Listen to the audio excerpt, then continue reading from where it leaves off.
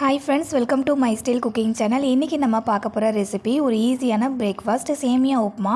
ஒன்றோட ஒன்று ஒட்டாமல் உதிரியாக எப்படி செய்கிறதுன்னு பார்க்கலாம். இந்த ரெசிபி எப்படி செய்கிறதுன்னு பார்க்குறதுக்கு முன்னாடி நீங்கள் இன்னும் மை ஸ்டைல் குக்கிங் சேனலை சப்ஸ்கிரைப் பண்ணலை அப்படின்னா சப்ஸ்கிரைப் பண்ணிக்கோங்க.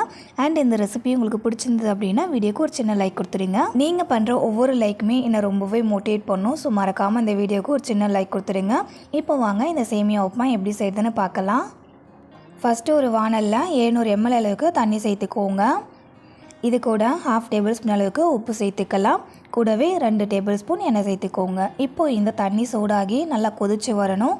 அது வரைக்கும் தண்ணியை சூடு பண்ணிக்கோங்க.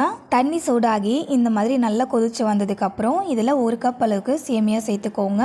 சேர்த்துட்டு சேமியாவை ஜென்ட்லாக இந்த மாதிரி மிக்ஸ் பண்ணி விட்டுக்கோங்க. இந்த சேமியாவை 3/4 வாசி வேகிற வரைக்கும் வேக வச்சுக்கோங்க.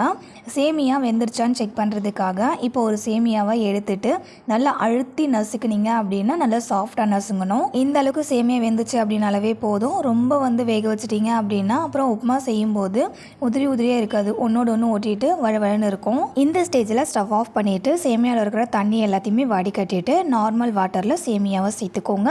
சேர்த்துட்டு இந்த சேமியாவை ஒரு டைம் இந்த மாதிரி அலசி அந்த தண்ணியை வடிகட்டி எடுத்து வச்சுக்கோங்க. இந்த மாதிரி சேமியாவை நார்மல் வாட்டரில் போட்டு அலசி அந்த தண்ணியை ஊற்றிட்டோம் அப்படின்னா சேமியாவில் இருக்கிற சூடு போயிடும். நம்ம சேமியாவை சூட்டோடவே வச்சுட்டோம் அப்படின்னா அது இன்னும் வேகிறதுக்கு சான்ஸ் இருக்குது. இந்த சேமியாவை அப்படியே வச்சுடுங்க. அடுத்தது ஸ்டவ் ஆன் பண்ணிவிட்டு ஒரு வானல் வச்சுக்கோங்க. அதில் 4 டேபிள் ஸ்பூன் எண்ணெய் சேர்த்துக்கோங்க. எண்ணெய் சூடானதுக்கு அப்புறமா 1/2 டேபிள் ஸ்பூன் கடுகு சேர்த்துக்கோங்க. 1 டேபிள் ஸ்பூன் உளுத்தம்பருப்பு சேர்த்துக்கோங்க. 1 டேபிள் ஸ்பூன் கடலைப்பருப்பு சேர்த்துக்கோங்க. இப்போ இது மூணுமே எண்ணெயில் பொரியிற வரைக்கும் பொரிய விட்டுருங்க. கடுகு, உளுத்தம்பருப்பு, கடலைப்பருப்புலாம் எண்ணெயில் பொரிஞ்சு வந்ததுக்கு அப்புறமா இதில் ஒரு மீடியம் சைஸ் வெங்காயத்தை பொடியை கட் பண்ணி சேர்த்துக்கோங்க. கூடவே 2 பச்சை மிளகாவையும் கட் பண்ணி சேர்த்துட்டு 3 கொத்தளவுக்கு கருவேப்பிலை சேர்த்துட்டு வதக்கிக்கலாம். வெங்காயத்தை ரொம்ப வதக்கி விடணும் அப்படின்ற அவசியம் இல்லை. ஜஸ்ட் கண்ணாடி பதம் வர வரைக்கும் வதக்கி விட்டீங்க அப்படின்னாலே போதும்.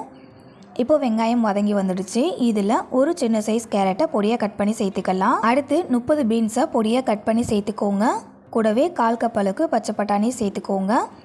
அண்டு 1/4 டேபிள் ஸ்பூன் அளவுக்கு மஞ்சத்தூள் சேர்த்துக்கலாம். இப்போ இது எல்லாத்தையுமே ஒரு 5 நிமிஷத்துக்கு வதக்கி விட்டுக்கோங்க. காய்கறிகளை வேக வைக்கிறதுக்கு எக்ஸ்ட்ரா தண்ணிலாம் சேர்க்க வேண்டாம், எண்ணெயிலே வெந்து வந்துடும்.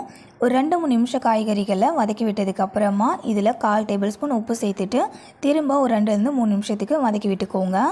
5 நிமிஷம் வதக்கி விட்டோம் அப்படின்னா காய் இந்த அளவுக்கு நல்லா சூப்பராக வெந்து வந்துடும். காய் வெந்து வந்ததுக்கு அப்புறமா இதில் நம்ம ஆல்ரெடி வேக வச்சுருந்தோம்ல சேமியா, அதை சேர்த்துக்கோங்க. சேமியாவை வானலில் சேர்த்ததுமே ஸ்டவ்வை லோ ஃப்ளேமுக்கு மாற்றிட்டு இப்போ இந்த சேமியாவை ஜென்ட்லாக மிக்ஸ் பண்ணி விட்டுக்கோங்க. ஏற்கனவே நம்ம சேனலில் நிறைய ஹெல்த்தியான அண்ட் டேஸ்டியான பிரேக்ஃபாஸ்ட் டின்னர் ரெசிபிஸ்லாம் நான் சைடிஷோடவே அப்லோட் பண்ணியிருக்கேன். அந்த ரெசிபியோட லிங்க் எல்லாத்தையுமே வீடியோ கீழே டிஸ்கிரிப்ஷனில் தரேன், செக் பண்ணி பாருங்கள். இந்த மெத்தடில் சேமியா உப்புமா செஞ்சு கொடுத்து பாருங்கள். சேமியா உப்புமா பிடிக்காதுன்னு சொல்கிறவங்க கூட லைக் பண்ணி சாப்பிட ஸ்டார்ட் பண்ணிடுவாங்க.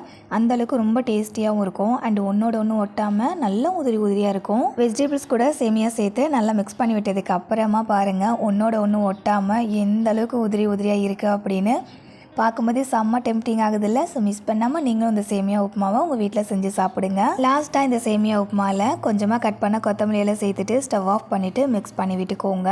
செம்ம டேஸ்டியான நல்ல உதிரியான சேமியா உப்புமா ரெடி. கண்டிப்பாக ட்ரை பண்ணி பார்த்துட்டு உங்களுடைய ஃபீட்பேக்கை கமெண்ட்டில் என் கூட மறக்காமல் ஷேர் பண்ணிக்கோங்க. ஓகே ஃப்ரெண்ட்ஸ், இன்றைக்கி உங்க கூட ஷேர் பண்ணிக்கிட்டேன் இந்த சேமியா உப்புமா ரெசிபி உங்களுக்கு பிடிச்சிருந்தது அப்படின்னா ப்ளீஸ் ஃப்ரெண்ட்ஸ் மறக்காமல் இந்த வீடியோக்கு ஒரு சின்ன லைக் கொடுத்துக்கோங்க. அப்படியே இந்த ரெசிபியை உங்களுடைய ரிலேட்டிவ்ஸ் தெரிஞ்சவங்க ஃப்ரெண்ட்ஸ் எல்லாருக்குமே ஷேர் பண்ணிக்கோங்க. இதே மாதிரி ஒரு இன்ட்ரெஸ்டிங்கான ரெசிபியோட நாளைக்கு மீட் பண்ணலாம் ஃப்ரெண்ட்ஸ். தேங்க்ஸ் ஃபார் வாட்சிங். பாய்.